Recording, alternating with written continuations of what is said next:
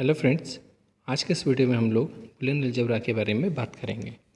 आज के इस वीडियो में हम लोग देखेंगे कि बुलियन अलजेब्रा क्या होता है, इसके नियम क्या है, इसको इंट्रोड्यूस किसने किया, इसका यूज़ कहाँ होता है तथा हम इसके लिमिटेशंस देखेंगे। तो सबसे पहले अगर हम जैसे डिजिटल सर्किट मिनिमाइजेशन की बात करें तो डिजिटल सर्किट मिनिमाइजेशन क्या होता है, एक बड़े सर्किट को छोटे फॉर्म में कन्वर्ट करना। मतलब जैसे हमारे पास एक कॉम्प्लेक्स सर्किट दे के रखा है, उसे हम कितना छोटा बना सकते हैं। तो वो जो छोटा बनाने की प्रोसेस, एक बड़े सर्किट को छोटा बनाने की जो प्रोसेस होती है, इसी को हम डिजिटल सर्किट मिनिमाइजेशन प्रोसेस कहते हैं, या तो डिजिटल सर्किट सिंप्लीफिकेशन मेथड कहते हैं। तो जैसे कि अगर आप इस डायग्राम में देख सकते हैं कि यहाँ पे हमारे पास ये वाला जो सर्किट है एक बड़ा सर्किट है, इसकी इक्वेशन ये देखे रखिए, और इसका छोटा फॉर्म ये वाला है।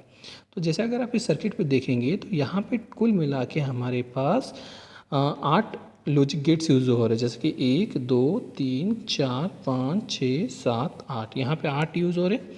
और जब हम इसी सर्किट को सिंप्लीफाई करते हैं, मिनिमाइज़ करते हैं, तो इसके लिए मात्र हमारे 4 गेटों में काम हो जाता है। यहाँ पे कितनी ज़रूरत पड़ रही थी, 8 गेट, और इसी का काम हमारे कितने गेटों में हो रहा है, 4 गेटों में। तो ये सर्किट अगर हम इसकी बात करें तो ये दिखने में सर्किट थोड़ा बड़ा है, ज़्यादा स्पेस कवर करेगा। ठीक है, इसमें नंबर ऑफ़ लॉजिक गेट्स ज़्यादा यूज़ हो रहे हैं। ठीक है, यहाँ की बात करें तो सर्किट उसके कंपैरिजन में थोड़ा छोटा होगा, कम स्पेस घेरेगा, और हमारा जो गेट्स है, लॉजिक गेट्स, ये भी कम लेगा। तो अगर हम यहाँ पे देखें तो यहाँ पे लॉजिक गेट्स ज़्यादा है, इसका मतलब यहाँ पे इसकी जो कीमत होगी वो भी थोड़ी कॉस्टली होगी। यहाँ पे नंबर ऑफ़ लॉजिक गेट कम हो रहे हैं, इसका मतलब इसकी कीमत भी क्या हो जाएगी, कम हो जाएगी। जबकि अगर हम इसकी स्पीड की बात करें तो यहाँ पे जो हमारा स्पीड होगी, यहाँ पे 8 गेटों के थ्रू हमारा सर्किट वर्क करेगा, तो यहाँ की स्पीड थोड़ी कम होगी as compared to this circuit, because यहाँ पे हमारा सिर्फ मात्र 4 गेटों में आउटपुट हो रहा है, तो यहाँ से जल्दी से आउटपुट निकल जाएगा, बल्कि यहाँ पे ज़्यादा टाइम लेगा। तो छोटा सर्किट की अगर हम बात करें, जो छोटा सर्किट होता है वो पहली चीज़ तो स्पेस कम कवर करता है। ठीक है, दूसरी चीज़ उसका सर्किट थोड़ा सिंपल होगा। तीसरा, यहाँ पे logic gate, number of logic gate as compared to big circuit क्या होगा, कम लगेंगे, जिसके कारण इसकी कीमत भी कम हो जाएगी और इसकी स्पीड भी बढ़ जाएगी। तो इसलिए हमें किसी सर्किट को मिनिमाइज़ करने की ज़रूरत होती है। तो अगर हम किसी डिजिटल सर्किट को मिनिमाइज़ करने की बात करें तो हमारे पास 3 मेथड्स हैं। पहली होती है हमारी बुलियन अलजेब्रा, दूसरी हमारी के मैप, और तीसरी हमारी क्वीन मैक्लोसी।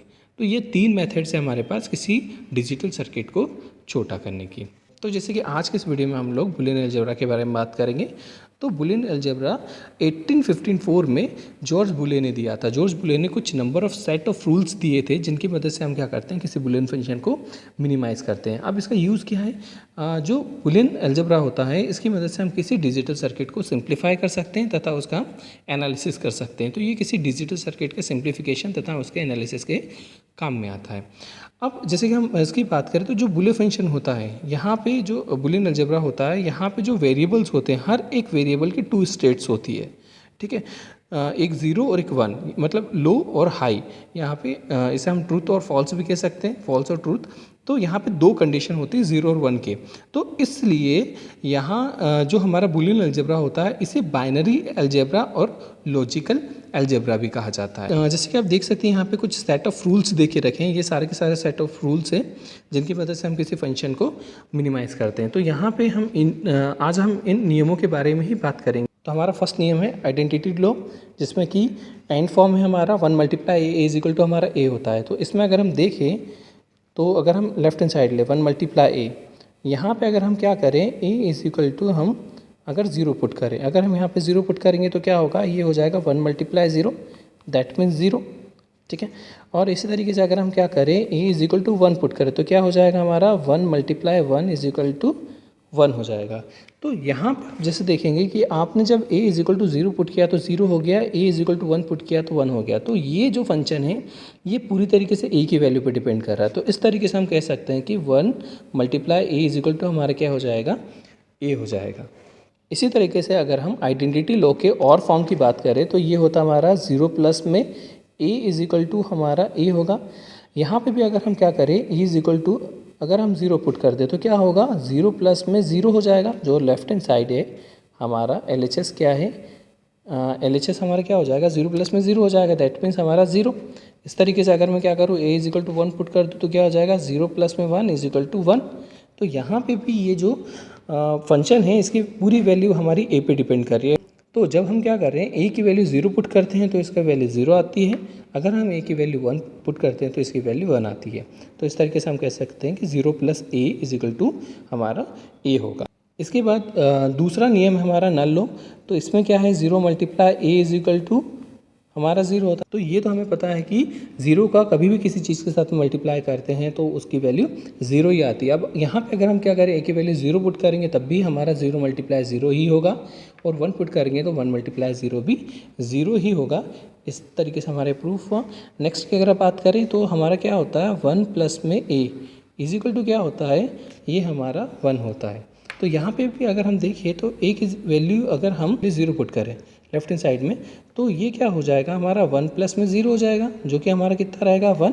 और इस तरीके से अगर हम क्या करें, a की वैल्यू 1 पुट करेंगे तो क्या हो जाएगा, 1 प्लस 1, that means high plus high is equal to हमारा क्या हो जाएगा, हाई हो जाएगा। तो किसी भी चीज़ को अगर हम 1 के साथ में ऐड करते हैं तो उसकी वैल्यू हमारी 1 ही आती है। अब अगर हम तीसरे नियम की बात करें तो ये है a मल्टीप्लाई a। तो इसमें सिंपल क्या होता है, अगर हम एक जैसी चीज़ों को टाइम मल्टीप्लाई करते हैं तो उसकी वैल्यू भी क्या होती है, सेम होती है। तो इसमें हम क्या करें, अगर a को टाइम मल्टीप्लाई करेंगे तो हमारा क्या आएगा, a आएगा। इस तरीके से बाई चांस हम क्या करें, x multiply x multiply x multiply x multiply x करें तो इसकी वैल्यू कितनी आएगी, x ही आएगी। इसी तरीके से अगर हम क्या करें, ab multiply ab multiply ab, मतलब एक चीज़ को मल्टी टाइम अगर हम मल्टीप्लाई करेंगे तो उसकी वैल्यू सेम टू सेम आती है। इसी तरीके से जो दूसरा नियम है, इसका दूसरा नियम है हमारा और वाला फंक्शन है a प्लस में। जिस तरीके से हम सेम चीज़ को मल्टी टाइम मल्टीप्लाई करते हैं तो उसका आउटपुट सेम आता है, इसी तरीके से सेम चीज़ को अगर हम मल्टी टाइम ऐड करेंगे तो उसकी वैल्यू भी हमारी क्या होगी, सेम ही होगी। जैसे कि अगर हम देखें तो इसमें भी अगर हम क्या करें, a की वैल्यू 0 पुट करेंगे तो क्या होगा, 0 प्लस 0। a की वैल्यू अगर हमने 0 पुट की तो 0 प्लस 0। इस तरीके से अगर a की वैल्यू हम क्या करते हैं, 1 पुट करते तो 1 प्लस 1, 0 प्लस 0 0 होगा, 1 प्लस 1 वो 1 होगा। तो ये सारी की सारी वैल्यू किस पे डिपेंड करी, a पे डिपेंड कर रही है। आप जैसा a रख रहे हो तो वैसे ही हमारा क्या आ रहा है, आउटपुट की वैल्यू आ रही है। तो सिंपल सी बात ये है कि अगर आप क्या करेंगे, तीसरे नियम में ये बताया गया है कि अगर आप क्या करते हैं, एक जैसी चीज़ों को मल्टीप्लाई करें या तो उसका एडिशन करें तो उसका आउटपुट सेम टू सेम आता है। चौथा नियम हमारा इन्वर्स लो। इसका अगर हम फर्स्ट फंक्शन एन फॉर्म की बात करें तो ये हमारा a डॉट ए का बार, मतलब हमने क्या किया, किसी चीज़ को उसके कॉम्प्लीमेंट के साथ में, इन्वर्स के साथ में मल्टीप्लाई कर दिया। तो इसका जो प्रोडक्ट आता है किसी चीज़ का, उसके कॉम्प्लीमेंट के साथ जो प्रोडक्ट आता है वो 0 आता है। कैसे, अब अगर हम यहाँ पे a की वैल्यू 0 पुट करें तो यहाँ पे क्या हो जाएगा, ये हो जाएगा 0 मल्टीप्लाई 0 का बार। अब हमें पता है कि 0 का जो बार होता है ये 1 होता है और 1 का बार हमारा 0 होता है। तो ये क्या हो जाएगा, सिंपल हमारा हो जाएगा 0 मल्टीप्लाई 1। अब 0 में किसी चीज़ का मल्टीप्लाई करेंगे तो हमारा 0 ही आएगा, ठीक है। तो ये हमारा हो जाएगा 0। इसी तरीके से अगर हम क्या करें, a is equal to 1 put कर दें, ठीक है। अगर हम क्या करें, a is equal to 1 put कर दें तो उस कंडीशन में हमारा क्या होगा, उस कंडीशन में हम देखें तो यहाँ पे हमने क्या किया, इसकी जगह हमने 1 पुट किया और यहाँ पे क्या हो गया, 1 का बार, ठीक है। तो 1 का बार हमारा क्या होगा, जैसे हमने देखा 1 का बार 0 होता है, तो ये भी क्या होगा, 1 मल्टीप्लाई 0 होगा। तो हम कुछ भी रखें, अगर हम किसी चीज़ को उसके कॉम्प्लीमेंट के साथ में मल्टीप्लाई करते हैं तो उसका रिजल्ट हमारा 0 ही आता है। नेक्स्ट हमने क्या किया, किसी चीज़ को उसके कॉम्प्लीमेंट के साथ में अगर हम एडिशन करते हैं तो उसका रिजल्ट हमारा 1 आता है। कैसे, अगर हम a इज इक्वल टू क्या पुट कर दें, 0 पुट कर दें तो ये क्या हो जाएगा, 0 प्लस 0 का बार। हमें पता है 0 का बार कितना होता है, 0 का बार होता है हमारा 1, 0 प्लस 1 हमारा कितना हो जाएगा, 1।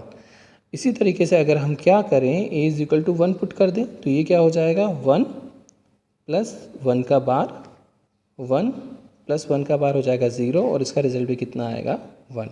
तो आप किसी चीज़ को अगर उसके कॉम्प्लीमेंट के साथ में ऐड करते हैं तो उसका रिजल्ट हमारा 1 ही आता है। पांचवा नियम है हमारा कम्यूटेटिव लो। तो ये क्या होता है, ये सिंपल होता है हमारा a डॉट बी, इसको हम क्या कर सकते हैं, b डॉट ए भी लिख सकते हैं। बाई चांस हमारे पास देखिए रखा एक्स वाई, तो इसको हम y एक्स भी कर सकते हैं। ये हमारा इसका एंड फॉर्म था। इसी तरीके से अगर हम इसका और फंक्शन देखें तो और फॉर्म की बात करें तो क्या होगा, सिंपल जैसे यहाँ पे अगर हमारे पास a प्लस बी दे के रखा तो हम इसको b प्लस ए भी कर सकते हैं। नेक्स्ट नियम है हमारा एसोसिएटिव लॉ। इसमें क्या कहा गया है, इसमें कहा गया है कि A dot B bracket close और सी ये जो बराबर होता है किसके, A bracket B dot C के। तो यहाँ पे सिंपल सी बात है कि ये यहाँ पे इन सब का मल्टीप्लाई हो रहा है। तो चाहे हम लेफ्ट हैंड साइड का प्रोडक्ट करें या राइट हैंड साइड का प्रोडक्ट करें, उनका रिजल्ट हमारा सेम ही आएगा। इसी तरीके से अगर हम इसके और फंक्शन की बात करें तो A plus B bracket close plus C, अगर हम इसकी बात करें तो ये बराबर होता है ए प्लस बी प्लस सी के। तो यहाँ पे भी सेम चीज़ आती है कि अगर आप इसको आगे पीछे कर दोगे ब्रैकेट को तो इसमें कोई भी प्रॉब्लम नहीं आती है। अगला नियम है हमारा डिस्ट्रीब्यूटिव लॉ। तो इसकी अगर हम बात करें तो ये होता है हमारा ए प्लस बी सी। तो सिंपल ये आपको याद करना पड़ेगा। इसको लेते तो हम क्या करेंगे, एक बार इसको इस वाले फंक्शन के साथ में लेंगे और एक बार इसको इसके साथ में लेंगे। हम सिंपल इसे कुछ इस तरीके से लिखते हैं कि ए प्लस में बी, फर्स्ट हमने क्या किया, ए को बी के साथ में लिया, ए प्लस बी और फिर ब्रैकेट और ए प्लस सी। इस तरीके से बाई चांस अगर एक्स वाई दे के रखेंगे, अगर यहाँ पे एक्स वाई जेड दे के रखा तो यहाँ पे हम क्या करेंगे, X plus Y bracket X plus Z. इसी तरीके से अगर हम डिस्ट्रीब्यूटिव लॉ के और फंक्शन की बात करें तो ये है हमारा ए बी प्लस में सी। जैसे कि अगर यहाँ पे हम ब्रैकेट खोलेंगे तो सिंपल हो जाएगा हमारा ए बी प्लस में ए सी। तो ये दोनों चीज़ें भी एक ही। तो हम चाहे तो इस फंक्शन को हम ऐसे भी लिख सकते हैं। तो जैसे कि अब हम हमारे नेक्स्ट नेम की बात करें तो ये देखिए रखा है हमारा ए ब्रैकेट में A plus B is equal to होगा हमारा ए के, ठीक है। तो इसमें सिंपल अगर हम करें ब्रैकेट खोले तो हमारा क्या हो जाएगा, ये हो जाएगा ए डॉट ए प्लस में ए डॉट बी, ठीक है। अब यहाँ पे देखिए तो जैसे कि हमें पता है कि एक जैसी जो फंक्शन होता है, अगर हम क्या करें इसको उसका मल्टीप्लाई कर दें तो उसका रिजल्ट सेम आता है। इसका मतलब ये कि हमारा ए डॉट ए क्या हो जाएगा, ये हो जाएगा हमारा ए, तो ये हो जाएगा ए प्लस में ए डॉट बी। अब यहाँ पे अगर हम देखें तो हमारे पास ए और ए दोनों जगह कॉमन है, तो हम क्या करेंगे, ए कॉमन निकाल लेंगे। तो हमारा क्या हो जाएगा 1 प्लस में, यहाँ पे हमारे पास बचेगा 1 प्लस में बी। तो अब जैसे कि अगर हम देखें किसी चीज़ को 1 के साथ में ऐड करते हैं तो उसका रिजल्ट हमारा 1 आता है। इसका मतलब ये कि हमारा 1 प्लस बी क्या हो जाएगा, ये बराबर हो जाएगा 1। तो यहाँ पे फाइनली हमारा क्या बचेगा, ए। तो ये जो फंक्शन होता है हमारा किसके बराबर आएगा, ए के बराबर आएगा। तो जैसे कि अगर हम इसके और फंक्शन की बात करें तो ये देखिए रखा है हमें ए प्लस में A B is equal to A देके रखा है, ठीक है। अगर हम इसका लेफ्ट हैंड साइड लें तो यहाँ से हम क्या कर सकते हैं, ए कॉमन निकाल सकते हैं। तो हमारा क्या बचेगा, 1 प्लस में बी बचेगा। हमें पता है कि किसी चीज़ को अगर 1 के साथ ऐड करते हैं तो उसका रिजल्ट 1 आता है। तो ये हमारा कितना आ जाएगा, ए मल्टीप्लाई 1 हो जाएगा। और ये हमारा सिंपल अगर हम ये नियम को लगाए तो सिंपल हमारा रिजल्ट कितना आएगा, ए आएगा। लास्ट और हमारा फाइनल नियम है डी मॉर्गन लॉ, ठीक है। इसे डी मॉर्गन थ्योरम भी कहते हैं। डी मॉर्गन थ्योरम में क्या कहा गया है कि सिंपल अगर हम जैसे इस फंक्शन की बात करें तो यहाँ पे हमें देखिए रखा है ए डॉट बी का बार, है ना। इसी तरीके से एक और इसका रहता है ए प्लस में बी का होल बार, ठीक है। अगर हम इसको इस तरीके से कर लें तो सिंपल इसमें क्या होता है कि जब भी हमारा बार ब्रेक होता है, डी मॉर्गन थ्योरम में ये कहा गया है कि जब भी हमारा बार ब्रेक होगा तो अगर यहाँ पे हम बार ब्रेक करेंगे तो क्या होगा, आधा बार हमारा जाएगा ए के ऊपर और आधा बार जाएगा बी के ऊपर, ठीक है। इसी तरीके से यहाँ पे क्या होगा, आधा बार जाएगा ए के ऊपर, आधा बार जाएगा बी के ऊपर। पर यहाँ पे कुछ चेंजेस हो जाएगा। क्या चेंजेस हो जाएगा, इसके बीच का जो साइन होता है वो चेंज हो जाता है। जो प्लस होता है ये मल्टीप्लाई में चेंज हो जाता है, जबकि जो मल्टीप्लाई होता है वो प्लस में चेंज हो जाता है। तो यहाँ पे अगर आप देखेंगे, यहाँ पे आपका डॉट था तो ये आपका किस में चेंज हो जाएगा, प्लस में। और इसी तरीके से यहाँ पे प्लस आपका डॉट में चेंज हो जाएगा। तो ये सिंपल आपकी डी मॉर्गन थ्योरम थी।